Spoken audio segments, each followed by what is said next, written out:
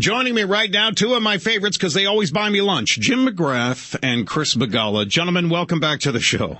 Hey, you just love us because we buy you lunch. It's our intellect, our wit. Well, okay, I'll take it. Yeah, I mean, mainly the lunch. But since I have you on now, give me your intellect and your wit, gentlemen. The governor, Rick Perry, of course, unveiling his energy/jobs bill in Pittsburgh. This is something a lot of people have been waiting for. He calls the United States the Saudi Arabia of coal. Not going to argue that. He wants to drill. A lot of what he wants to do through an executive order, which means he doesn't have to push it through Congress. Although the Anwar portion of his bill, he would certainly have to get congressional approval. As you guys look at this, and let me start with you, Mr. Begala, as you look at this, is this a good plan? A lot of people are saying, including Michelle Bachmann, he's ripping them off. Well, I think it's fine. I mean, of course, the devil's in the details. You're going to have to work it through. The idea of executive orders, after we've been through so much of that with President Obama and czars and whatnot, that doesn't necessarily appeal to me. I don't think that's going to appeal to a lot of independents and far-right conservatives. But the plan, by and large, is fine. $1.2 million jobs he wants to drill, as you said, here in Alaska. He wants to go after all the shale, the untapped shale in Pennsylvania, West Virginia, Ohio. I think it's great, Matt. I think it's fine. However, he needed to do this probably a few weeks ago. In the normal course of the campaign, this might have been good timing, but you have to make adjustments. In football, if you say you're going to run the ball and the opposing team puts 9 people at the line of scrimmage, guess what? You're probably not going to be able to run the ball. They should have made this adjustment a few weeks ago, but at least better now than never laying out a plan. Yeah, Jim McGrath, give me your thoughts here real quick, and then I'll come back and let you start. You agree with that? I do, and I don't really give too much credence to candidates saying, he took my plan. I don't think the American people are really interested in who authors the plan. They want somebody who can get it done. They want somebody who can get jobs, delivered, get them to work. And the main problem with the Perry plan is, as I was reading it, about half the jobs, 600,000 of them, wouldn't materialize for 4 years. And so I was expecting, frankly, something a little more bold. And a lot of the plan also comes from the American Petroleum Institute, a fine group. They're not anti-American. They're not anti-capitalist.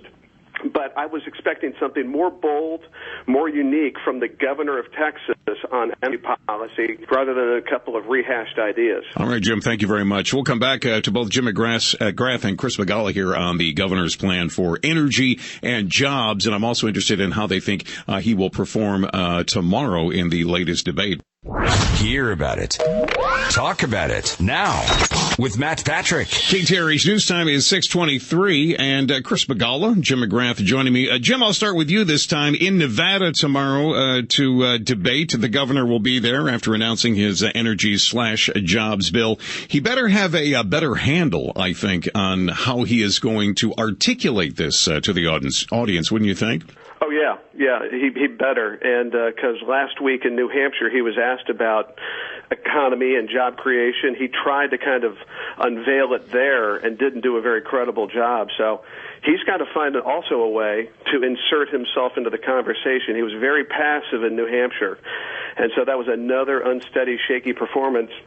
And I think, in New Hampshire, he's just got to find a way to assert himself and to get his ideas across clearly. It's imperative for him because things are not looking good right now.